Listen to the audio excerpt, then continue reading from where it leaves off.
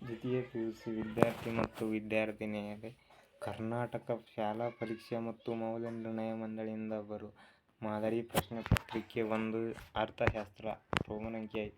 ಸರಿಯಾದ ಉತ್ತರಗಳನ್ನು ಆರಿಸಿ ಬರೆಯಿರಿ. ಪ್ರತಿಯೊಂದಕ್ಕೂ 1 ಅಂಕ ಮಾತ್ರ. 1ನೇ ಕ್ವಶನ್. ಸಾಂಪ್ರದಾಯಿಕವಾಗಿ ಅರ್ಥಶಾಸ್ತ್ರ ವಿಷಯವು ವಸ್ತುವನ್ನು ಈ 2 ವಿಶಾಲ ಭಾಗಗಳಲ್ಲಿ ಅಧ್ಯಯನ ಮಾಡಲಾಗಿದೆ. Correct answer A. ಸೂಕ್ಷ್ಮ ಮತ್ತು ಸಮಗ್ರ ಅರ್ಥಶಾಸ್ತ್ರ. 2ನೇ ಕ್ವಶನ್. ಜ್ಞಾನದರ್ಶಕ ದೃಷ್ಟಿಕೋನ ವಿಶ್ಲೇಷಣೆಯು ದೃಷ್ಟಿಕೋನವನ್ನು ಕರೆಕ್ಟ್ ಆನ್ಸರ್ ಶ್ರೇಣಿಗಳಲ್ಲಿ ವ್ಯಕ್ತಪಡಿಸುತ್ತದೆ. 3ನೇ ಕ್ವಶನ್. ಕೆಲಸ ಮಾಡಲು ಸಿದ್ಧವಿರುವ ಎಲ್ಲ ಕಾರ್ಮಿಕರು ಪೂರ್ಣ ಉದ್ಯೋಗವನ್ನು ಕಂಡುಕೊಳ್ಳುತ್ತಿದ್ದರು ಮತ್ತು ಎಲ್ಲ ಕಾರ್ಖಾನೆಗಳು ತಮ್ಮ ಪೂರ್ಣ ಸಾಮರ್ಥ್ಯದಲ್ಲಿ ಕಾರ್ಯ ಮಾಡುತ್ತವೆ ಎಂಬುದು ಕರೆಕ್ಟ್ ಆನ್ಸರ್ ಸಾಂಪ್ರದಾಯಿಕ ಚಿಂತನೆಯಾಗಿದೆ. 4ನೇ ಕ್ವಶನ್. ಪ್ರಸಕ್ತ ಚಾಲ್ತಿ ಬೆಲೆಗಳಲ್ಲಿ ಜಿಡಿಪಿ ಮೌಲ್ಯವು ನಾಮಮಾತ್ರ ಜಿಡಿಪಿ ಆಗಿದೆ. 5ನೇ ಕ್ವಶನ್. ಸ್ವಯಂಚಾಲಿತ ಕಂಪನ ಗ್ರಾಹಕದಂತೆ ಕಾರ್ಯನಿರ್ವಹಿಸುವ ತೆರಿಗೆ ಪ್ರಮಾಣಾನುಗುಣ ಆದಾಯ ತೆರಿಗೆ. ರೋಮನ್ ಅಂಕಿ 2 ಸರಿಯಾದ ಉತ್ತರಗಳನ್ನು ಆರಿಸಿ ಖಾಲಿ ಬಿಟ್ಟ ಸ್ಥಳಗಳನ್ನು ಭರ್ತಿ ಮಾಡಿ. 6ನೇ ಕ್ವಶನ್. ಆದಾಯ ಹೆಚ್ಚಾದಂತೆ ಸಾಮಾನ್ಯ ಸರಕುಗಳ ಬೇಡಿಕೆ ರೇಖೆಯು ಬಲಭಾಗಕ್ಕೆ ಪಲ್ಲಟಗೊಳ್ಳುತ್ತದೆ. ದೀರ್ಘಾವಧಿಯಲ್ಲಿ ಎಲ್ಲ ಆದಾಯಗಳು ಆನ್ಸರ್ ಬದಲಾಗುತ್ತದೆ. 8ನೇ ಕ್ವಶನ್. ಬೆಲೆ ಪಡೆಯುವ ವರ್ಧನೆಯು ಮಾರುಕಟ್ಟೆಯ ಒಂದು ವಿಭಿನ್ನ ಲಕ್ಷಣವಾಗಿದೆ. ಪರಿಪೂರ್ಣ ಪೈಪೋಟಿ ಮಾರುಕಟ್ಟೆ. 9ನೇ ಕ್ವಶನ್. ಗಳನ್ನು ಉದ್ಯಮ ಘಟಕವೆಂದು ಕರೆಯಲಾಗುತ್ತದೆ. ಉತ್ಪಾದನಾ ಘಟಕಗಳನ್ನು. 10ನೇ ಕ್ವಶನ್. ಎಂಬುದು ದಾಸ್ತಾನಿನ ಚಲಕ ಆಗಿದೆ. ಕರೆಕ್ಟ್ ಆನ್ಸರ್ ತಪಶೀಲು ಪಟ್ಟಿ. ಹೊಂದಿಸಿ ಬರೆಯಿರಿ. ಎ. ಸರಿಸಮಾನ ಬೇಡಿಕೆ ಸ್ಥಿತಿಸ್ಥಾಪಕತ್ವ. ಬಿ. LRAC. ಸಿ. ಸಾಮಾನ್ಯ ಲಾಭ. ಡಿ. ಹಣ. ಇ. ವಿನಿಮಯ ನಿರ್ವಹಣಾ ಹೊಂದಾಣಿಕೆ. ಎ. ಸರಿಸಮಾನ ಬೇಡಿಕೆ ಸ್ಥಿತಿಸ್ಥಾಪಕ. Correct answer B. LRAC ದೀರ್ಘಾವಧಿ ಸರಾಸರಿ ವೆಚ್ಚ. ಸಿ. ಸಾಮಾನ್ಯ ಲಾಭ ಶೂನ್ಯ ಲಾಭ. Correct answer. ಹಣ ವಿನಿಮಯ ಮಾಧ್ಯಮ. ನಿರ್ವಹಣಾ ಹೊಂದಾಣಿಕೆ ಡರ್ಟಿ ಹೊಂದಾಣಿಕೆ. ರೋಮನ್ ಅಂಕಿ 4 ಕೆಳಗಿನ ಪ್ರಶ್ನೆಗಳಿಗೆ ಒಂದು ಪದ ಅಥವಾ ವಾಕ್ಯದಲ್ಲಿ ಉತ್ತರಿಸಿ. ಮಾದರಿ ಅರ್ಥಶಾಸ್ತ್ರ ವಿಶ್ಲೇಷಣೆ ಎಂದರೇನು?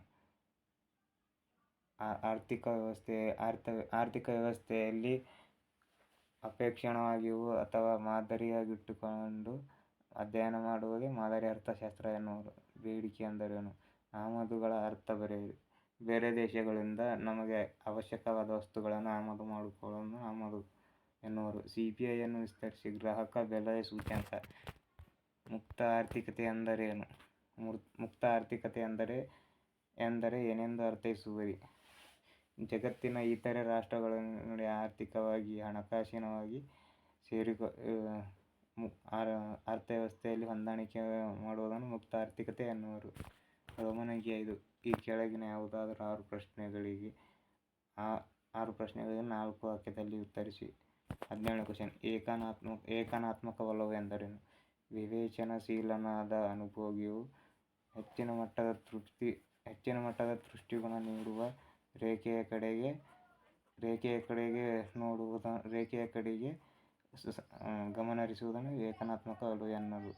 18ನೇ ಕ್ವಶನ್. ಪ್ರತಿಫಲಗಳ ಪ್ರಮಾಣದ ವಿಧಗಳು. ಏರಿಕೆ, ಸ್ಥಿರ, ಇಳಿಕೆ.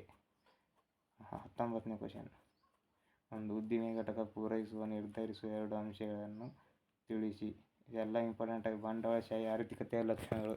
ಇದು ಸಹ ಇಂಪಾರ್ಟೆಂಟ್ ಆಗಿದೆ. GDP ರಾಷ್ಟ್ರೀಯ ವರಮಾನ ಮಾಪನ ಮಾಡುವ 3 ವಿಧಾನಗಳು. ವರಮಾನ ಮಾಡುವ 3 ವಿಧಾನಗಳು. ವೆಚ್ಚದ ವಿಧಾನ, ವರಮಾನದ ವಿಧಾನ, ಉತ್ಪಾದನಾ ವಿಧಾನ. ಹಣದ ಬೇಡಿಕೆಯ 2 ಉದ್ದೇಶಗಳು. ಇದು ಸಹ ಇಂಪಾರ್ಟೆಂಟ್ ಆಗಿದೆ. ಮುಕ್ತ ಆರ್ಥಿಕತೆಯ 3 ಕೊಂಡಿಗಳನ್ನು ತಿಳಿಸಿ.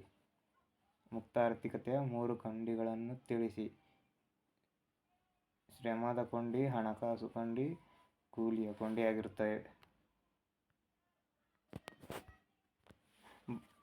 28ನೇ ಕ್ವಶನ್. ಬಜೆಟ್ ರೇಖೆ ಇಳಿಜಾರಿನ ನಿಷ್ಪತ್ತಿಯನ್ನು ನಿರೂಪಿಸಿ. ಇದು ಸಹ ಇಂಪಾರ್ಟೆಂಟ್ ಆಗಿರುತ್ತದೆ. 29ನೇ ಕ್ವಶನ್. ಬದಲಿ ಸರಕು ಮತ್ತು ಪೂರಕ ಸರಕುಗಳ ನಡುವಿನ ವ್ಯತ್ಯಾಸವನ್ನು ಗುರುತಿಸಿ. ಇದು ಸಹ ಇಂಪಾರ್ಟೆಂಟ್ ಆಗಿದೆ. ವಿಜಿತವಲ್ಲದ ತಪಶೀಲು ಪಟ್ಟಿಯ ಶೇಖರಣೆ ಮತ್ತು ಕುಸಿತ ಉದಾಹರಣೆಯೊಂದಿಗೆ ವಿವರಿಸಿ. ಇದು ಸಹ ಇಂಪಾರ್ಟೆಂಟ್ ಆಗಿರುತ್ತದೆ. RBI ಕಾರ್ಯಗಳನ್ನು ಸಂಕ್ಷಿಪ್ತವಾಗಿ ವಿವರಿಸಿ. ಇದು ಫಿಕ್ಸ್ ಕ್ವಶನ್ ಆಗಿದೆ ಎನ್ನುವುದು. ಬಂಡವಾಳ ಖಾತೆಯ ಭಾಗಗಳು ಸಹ ಫಿಕ್ಸ್ ಕ್ವಶನ್ ಆಗಿದೆ. ಇವೆಲ್ಲವನ್ನು ನೋಡಿಕೊಳ್ಳಿ. ಹಾಗೆ ಕಾರ್ಯನಿಯೋಜಿತ ಪ್ರಶ್ನೆಗಳು ಸಹ ನೋಡಿಕೊಳ್ಳಿ. ಮತ್ತೆ ಮುಂದಿನ ವಿಡಿಯೋದಲ್ಲಿ ಸಿಗೋಣ.